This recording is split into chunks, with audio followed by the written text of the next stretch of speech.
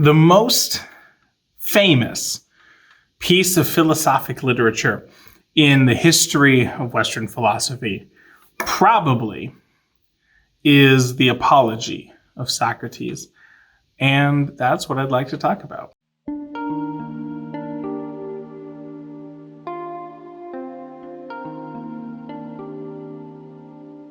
So I have the text of the Apology here. I have the oft-used translation by Benjamin Jowett here. And I'm always wondering if these videos are interesting to anyone, but I kind of want to just read through the Apology and talk about sort of my thoughts on it as we go through. And I thought, this would be interesting to people. I have no idea how many videos this will take to get through. It won't be the only videos that I produce while I'm doing this, but every once in a while I want to just pick back up where we were in the Apology and say, oh, okay, what's going on here? So if you're not familiar with Plato's Apology, it's the speech that Socrates gave at his defense in court in Athens when he was on trial. And it's written by Plato, but it's widely considered to be fairly, at least of all the dialogues of Plato that tell us about Socrates, this one tends to be, people think that this one is pretty darn accurate. It's not Plato saying things through Socrates so much as Plato really letting us know who this Socrates was and what he was like. So it's the one I recommend out of all the philosophy to read. I recommend people, after they've read the Allegory of the Cave, I usually recommend people pick up the Apology and just kind of read through it. And so I thought I'd make a series of videos where I read through it and told you things, and it'll be sort of off the cuff. I haven't prepared anything. But here's the Apology. How you, O Athenians, have been affected by my accusers, I cannot tell. But I know that they almost made me forget who I was. So persuasively did they speak, and yet they have hardly uttered a word of truth. Now I always tell my students, especially when you're reading classic literature, the opening sentence is very, very important. The way the author chooses to open the piece is really important. And so we see, we kind of walk into this one knowing what it's about, but we immediately see he's speaking to you, O Athenians. And Athens has this reputation as being, this is the center of learning. This is the center of reason. This is the center of culture. And so when he says, you, O Athenians, he's addressing, I think, everyone at large who considers themselves a pursuer of culture, a pursuer of living well. Athens thought of itself as the best city in the world, the best society in the world. And so when Socrates begins by saying, how you, O Athenians, have been affected by my accusers, I cannot tell. And it really speaks to us reading nowadays, especially if we think of ourselves as those Athenians. Socrates looks at us and says, I don't know what you've heard about me. And I don't know how you've been affected by it. And I think it's a good, especially as Plato's writing this, I think it's a good question to the reader of the Apology is, what do you already know about Socrates? What are your assumptions about Socrates? What are your preconceptions, prejudices about Socrates? Do you like him? Do you dislike him? Do you trust him? Do you mistrust him? And to start off, sort of looking into this Socrates, this philosopher, to start by saying, okay, I'm now aware that I have biases and I have thoughts and I have opinions already. Let me just at least be aware of that as I enter into this text. So how you, O Athenians, have been affected by my accusers, I cannot tell. But I know that they almost made me forget who I was. So persuasively did they speak. And so Socrates here talks about himself. How often do we forget who we are, or do we lose sight of who we are when we're persuaded by those around us? How often do we lose sight of what's most important? We're persuaded by our peers and by those around us to pursue common things, to pursue vulgar things, to let ourselves sort of be caught up in really base worldly desires and not to really focus on ourselves and our true selves and who we are and who we ought to be. Rather, we become sort of the nameless many. There was, I forget who it is now, but someone at some point described America as being characterized by two things: a phenomenal amount of freedom paired with a phenomenal amount of conformity. Given the opportunity to pursue our lives pretty much however we see fit, to carve out for ourselves what we think the best life is going to be, we all kind of pick the same things. We lead lives that are so remarkably similar to each other. And there's all kinds of things we can think about through that. But I think one takeaway to that is, how often do we take advantage of our freedom? How often do we take advantage of our reason to really think things through? Or are we just kind of doing the same thing every day unexaminedly? Socrates will have a very famous line later about unexamined living. And so he finished up the sentence by saying, they spoke very persuasively, and yet they have hardly uttered a word of truth. And I think there's what we're going to see come of this truth that they're speaking or that they're not speaking is multifaceted. I think it has a lot of different ways to think about it. There's some things that they say about Socrates that I think are manifestly true, or at least factual. But they don't really tell you who Socrates is. They don't really get at the heart of the matter. They're just statements of sort of facts about him. But as we go through, I think keep in mind the fact that Socrates begins his defense speech kind of by asking us to really be critical of what we're listening to. And I don't think it's unfair to say, okay, absolutely, Socrates, I will be very critical to what I have heard. You're speaking next. I'm all ears, but I'm all critical ears. And so we're going to sort of see how Socrates handles this. Of the many falsehoods told by them, there was one which quite amazed me.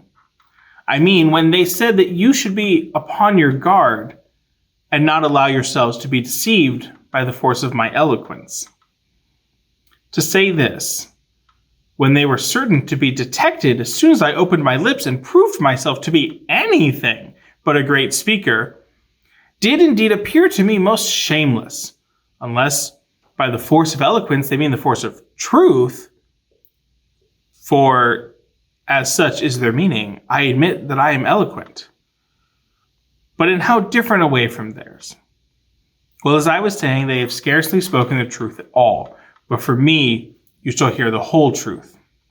Not, however, delivered after their manner, in a set oration, duly ornamented with words and phrases. No, by heaven, but I also use the words and arguments which occur to me at the moment, for I am confident in the justice of my cause. And so this might be approximately where we get to in this video.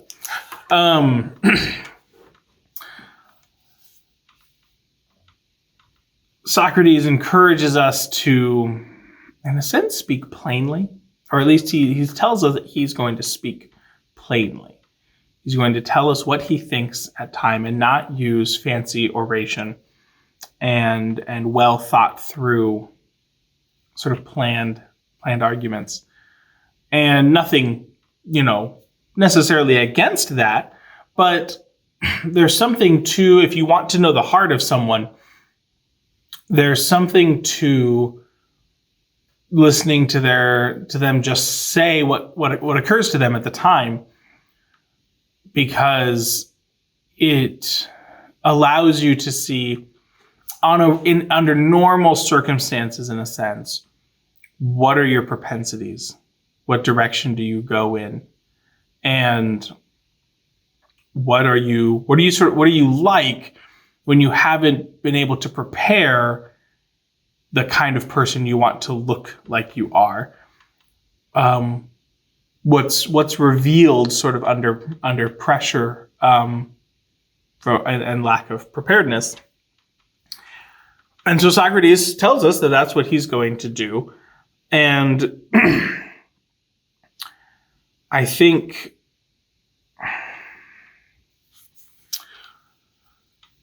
in the Apology, as we move forward, we'll see Socrates do some of this, or I should say, it's not that I think he prepared any of this necessarily, or at least that's not the takeaway for us, is that he's lying here. I don't think he's lying here, but I do think we're going to see in Socrates real eloquence that, in a sense, eloquence that didn't need to be prepared because it was a habit of life. Socrates could speak very well, and he could speak very clearly, and he was very perceptive and insightful at being able to ask questions to show people the holes in their arguments that he was noticing. And he did this not because he had prepared it, but in a sense because he had prepared himself.